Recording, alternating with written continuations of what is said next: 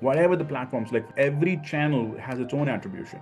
Now they all use their own algorithms. Let them give whatever attribution they want to give. And you can simply calibrate that to your currency through your own multipliers. But since the beginning of time, I've been plagued by the famous quote, I know 50% of my marketing is working, I just don't know which 50%.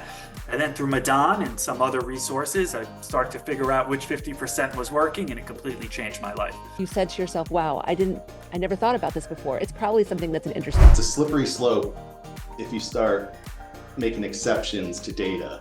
You have to go through the process of making sure that you're choosing all the right data points that you want to integrate, and then trusting it, and then making decisions moving forward based on that single source of truth.